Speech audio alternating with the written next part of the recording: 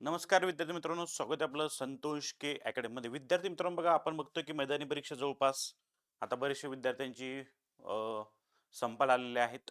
आता राहिलेली आपली लेखी परीक्षा. आता इथून जर तुम्ही बघितलं समोर 1 ते 1.5 महिना तुम्हाला लेखी परीक्षेसाठी भेटू शकतो. जास्तीत जास्त 30 ते 40 दिवस. तर आता लेखी परीक्षेचं टार्गेट आपल्याला ठेवून लेखी परीक्षेसाठी तुम्हाला काय करायचंय, लेखी परीक्षेचं काय करायचंय बा. तर लेखी परीक्षा जे विद्यार्थी पहिल्यांदा पेपर देत आहे त्यांच्यासाठी आणि जे जुने असेल त्यांच्यासाठी सगळ्यात पहिले की तुम्ही ज्या जिल्ह्याचा फॉर्म भरला, ज्या जिल्ह्याचा तुम्ही फॉर्म भरलेला आहे त्या जिल्ह्याची माहिती तुम्हाला असणं गरजेची आहे. ओके, त्या जिल्ह्याची माहिती तुम्हाला असणं गरजेची. नंबर 2, PYQ चेक करा.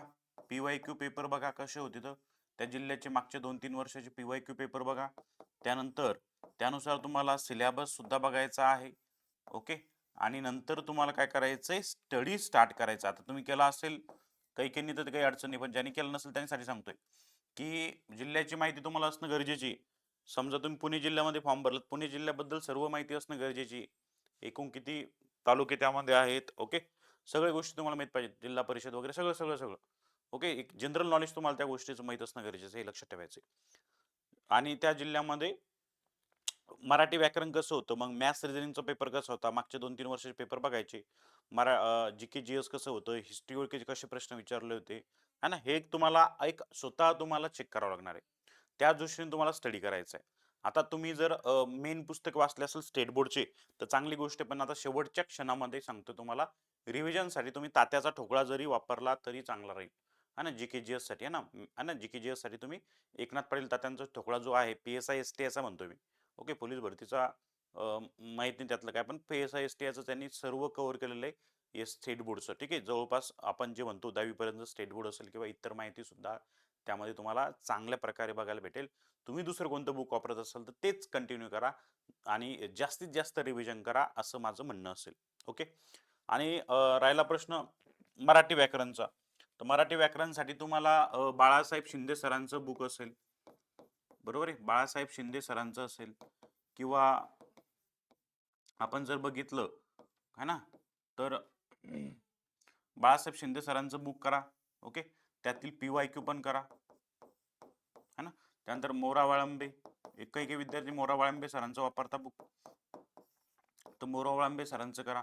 है ना, PYQ बुक बाळासाहेब शिंदे सरांचं घ्या. त्यातून PYQ जास्त करा, म्हणजे प्रॅक्टिस करा. एक स्वतःला सेट करून ठेवा की बाबा मला रोज अ, एक पेपर सोडवायचा आहे. आता तुमचा अभ्यास झाला असेल 1 महिना शेवटचा, आतापर्यंत तुम्ही अभ्यास केला असेल बरेचशे दिवसापासून, रोज एक पेपर मला सोडवायचा आहे, हे तुम्ही टार्गेट ठेवून डोळ्यासमोर ध्येय ठेवून तुम्हाला करायचं. कारण 90+ आपल्याला स्कोर येणं गरजेचं आहे. तुम्ही जर 90+ आला, तुमचा स्कोर 90+, 92, 93, 94च्या असं दरम्यान, तर तुमचं म्हणजे आपण बघतो की चान्सेस बरेचसे राहील तुमचे सिलेक्शनचे, बरोबर आहे की नाही. कारण की बरेचशे विद्यार्थ्यांना ग्राउंडमध्ये 35 असतात, मग त्याला 90+ घेणं गरजेचं आहे. ज्याला 42-45 असेल ते 90 पर्यंत जरी असलं तरी 85-90 तरी सफिशियंट राहतं समजा. पण ते त्या जिल्ह्याचं ठरवतं कट ऑफ. म्हणजे आता आपण जर बघितलं टोटल 140+ जाणं गरजेचं, कारण की बरेचसे विद्यार्थी आपण बघतो इथं BSc BCom इंजिनियर डॉक्टर सगळ्यांनी फॉर्म भरले आहे पोलीस भरतीचा. ओके, त्यातले काही फिजिकलमध्ये कटले पण असेल किंवा राहिले असेल, पण त्यांनी त्यांचा अभ्यास आपण त्या हिशोबाने आपल्याला 12वी जी पास वाले विद्यार्थी आहेत त्यांनी सुद्धा त्या कॉम्पिटिशनमध्ये आपल्याला टिकायचं आहे, ठीक आहे. तर हे झालं तुमचं मराठी. ओके, GK GS साठी तुम्ही तात्याचा ठोकळा करा. ओके, एकनाथ पाटील तात्याचा ठोकळा करा. रिव्हिजन करा, पूर्व रिव्हिजन करा, त्याशिवाय पर्याय नाही. जास्तीत जास्त रिव्हिजन करा, स्वतःला त्याच्यामध्ये झोकून द्या, हा ना. आणि अभ्यास करा. अभ्यासासोबत बाकीच्या गोष्टी सुद्धा गरजेच्या आहेत. जेवण व्यवस्थित करा, झोप व्यवस्थित घेणं गरजेची, बरोबर आहे की नाही, 7 ते 8 तास. है ना, अभ्यास तुम्ही असं काही 15-20 तास केला पाहिजे, 6-7 तास अभ्यास करा, पण एक प्रामाणिक करा, योग्य, किंवा त्यातून आपल्याला काहीतरी भेटलं पाहिजे. नाही तर चालू आहे टाइमपास, त्याला ना काही अर्थ नाही. ओके, राहिला प्रश्न अंकगणित बुद्धिमत्ता, तुम्ही रिव्हिजन करू शकता. आता अंकगणित बुद्धिमत्ताच आपण युट्यूबला चालू करतोय. ओके, सेशन, है ना, युट्यूबला आपल्या चालू करतोय आपण सेशन. टायमिंग काय असेल काय ठेवायचं तो तुम्ही सांगा वाटल्यास कमेंट बॉक्समध्ये. ओके, दुपारी मी चालू करण्याचा प्रयत्न माझा, दुपारी 12 किंवा 1 वाजता.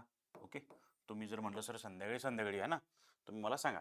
आणि जे विद्यार्थी तयारी करताय, आता जुने विद्यार्थ्यांना माहिती आहे आपलं जे ॲप आहे संतोष के अकॅडमी, हे आपलं ॲप आहे प्ले स्टोअरला, संतोष के अकॅडमी. ओके, हे प्ले स्टोअरला ॲप आहे आपलं. याच्यामध्ये मिशन खाकी ही बॅच आपण आणलेली फक्त 499 मध्ये. ओके, आपण जर बघितले असेल रेकॉर्डेड बॅच आहे, ती लाईव्ह झालेली रेकॉर्डेड बॅच आहे. यामध्ये पूर्ण बेसिक बसून मी शिकवलेले मॅथ्स, पूर्ण बेसिक बसून पूर्ण कट टू कट, हे लक्षात ठेवायचं आहे. ज्याला आवश्यकता असेल त्याने ती ॲप डाउनलोड करून ती बॅच जॉईन करू शकता किंवा बॅच संदर्भात काही प्रॉब्लेम असेल तर कॉन्टॅक्ट करू शकता तुम्ही. ठीक आहे, तर अशा पद्धतीने तुम्हाला अभ्यास करायचा, पूर्ण 90+ टार्गेट ठेवायचं आहे आणि रिव्हिजन करायची, PYQ करायची आणि जास्तीत जास्त तुम्हाला रिव्हिजन आणि प्रॅक्टिस सराव महत्त्वाचा आहे, हे लक्षात ठेवा. नवीन कोणते बुक वाचू नका, आता एकच जेवढे वाचताय तुम्ही तेच रिव्हिजन करत राहा. ठीक आहे, येस, काही अडचण असेल कमेंट बॉक्समध्ये कमेंट नक्कीच करा. भेटूया नेक्स्ट सेशनला. आणि यूट्यूबवर आपलं सेशन जॉईन करण्यासाठी चॅनलला सबस्क्राईब करून ठेवा. डिस्क्रिप्शन बॉक्समध्ये टेलिग्राम लिंक, त्याला सुद्धा जॉईन करा, जेणेकरून तुम्हाला लिंक मिळेल आणि नोटिफिकेशन सुद्धा येण्यासाठी चॅनलला सबस्क्राईब करून ठेवा. भेटूया नेक्स्ट सेशनला. जय हिंद, जय महाराष्ट्र, जय शिवराय. थँक्यू.